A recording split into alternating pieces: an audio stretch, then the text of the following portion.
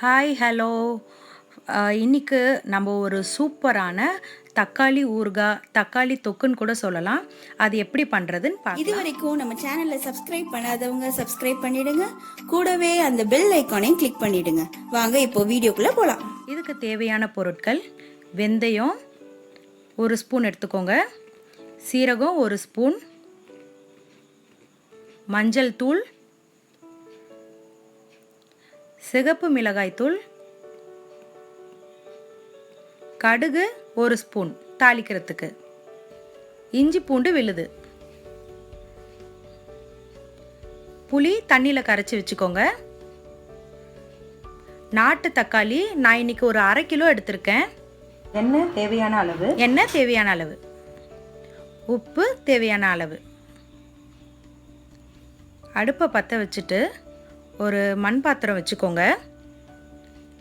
அப்போ தான் இது வந்துட்டு கெடாமல் ஒரு 1 வீக் கூட கெடாமல் இருக்கும். இதுக்கு நல்லெண்ணெய் சேர்த்துக்கலாம். ஃபஸ்ட்டு கடுகு சேர்த்துக்கலாம். கடுகு நல்லா பொரிஞ்சு வரட்டும். வெந்தயம் சேர்த்துக்கலாம்.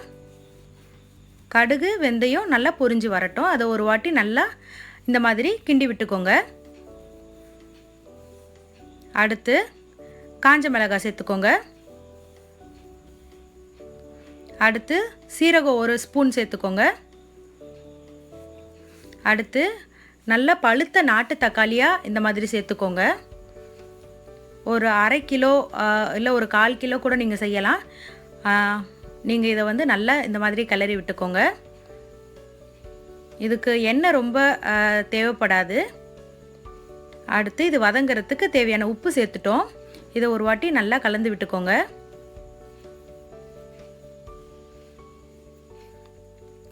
ஸோ அந்த தக்காளியில் இருந்த அந்த ஜூஸ் தண்ணியாக வெளியே வருது. இது நல்லா வதங்கட்டும். இது தண்ணி நம்ம எக்ஸ்ட்ரா எதுவும் சேர்க்கலை. இப்போது 1 ஸ்பூன் மஞ்சள் தூள் சேர்த்துக்கலாம். இதை ஒரு வாட்டி நல்லா கலந்து விட்டுக்கோங்க. இது நம்ம அப்படியே ஊறுகாய் பதத்துக்கு நல்லா ஃப்ளேம் சிம்லேயே வச்சு நல்லா வதக்க போகிறோம்.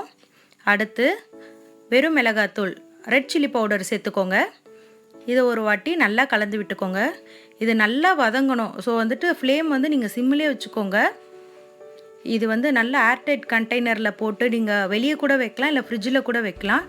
1 வீக் கூட நல்லாயிருக்கும். இது இட்லி அண்டு ஒயிட் ரைஸ்க்கு சூப்பராக இருக்கும். இது சிம் ஃப்ளேம்லேயே நல்லா வதங்கி சுருண்டு வரட்டும். நீங்கள் மூடிலாம் எதுவும் போட தேவையில்லை.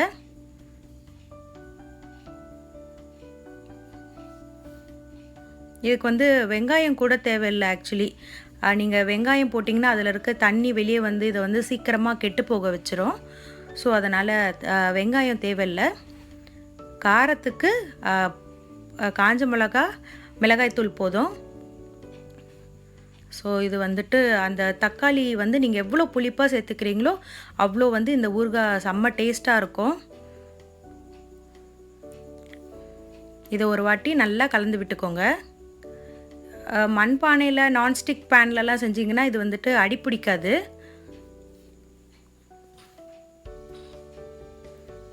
பாருங்கள், எண்ணெய் மேலே தனியாக மேலே எழுந்து வரும். இந்த சமயத்தில் இஞ்சி பூண்டு பேஸ்ட்டு சேர்த்துக்கோங்க.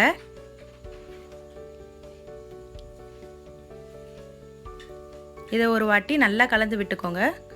ரொம்ப அடிப்பிடிக்காது. நம்ம ஃபஸ்ட்டு தக்காளி ஆட் பண்ணதுக்கு இப்போது எந்த அளவுக்கு நல்லா சுருண்டு வந்திருக்குன்னு பாருங்கள். அடுத்து புளி கரைச்சி வச்சுருக்கோம் இல்லையா, அதை சேர்த்துக்கலாம். இது லேசாக கொஞ்சமாக சேர்த்துக்கலாம். ஒரு 3 டேபிள் ஸ்பூன் கூட போதும்.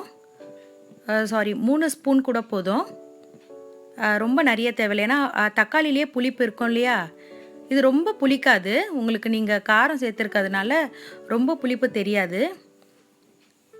இது ஒரு வாட்டி இப்போ பாருங்கள், தொக்கு பதத்துக்கு வந்துருச்சு. இது இன்னும் கொஞ்சம் ஒரு 5 to 10 மினிட்ஸ் ஆகணும். எண்ணெய் நல்லா திரிஞ்சு மேலே வந்துருச்சு பாருங்கள்.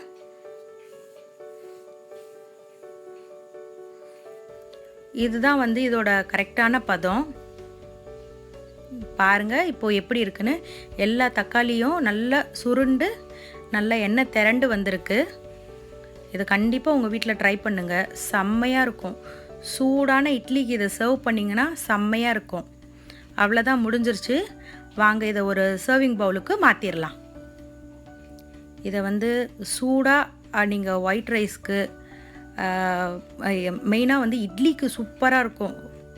இதை வந்து கண்டிப்பாக ட்ரை பண்ணுங்கள். ஒரு கலக்கலான தக்காளி தொக்கு ரெடி ஆயிடுச்சு. கண்டிப்பாக ட்ரை பண்ணுங்கள். எங்கள் சேனலை லைக் பண்ணுங்கள், ஷேர் பண்ணுங்கள், கமெண்ட் பண்ணுங்கள். இது வரைக்கும் நம்ம சேனலை சப்ஸ்கிரைப் பண்ணாதவங்க சப்ஸ்கிரைப் பண்ணிடுங்க. கூடவே அந்த பெல் ஐக்கானையும் கிளிக் பண்ணிடுங்க.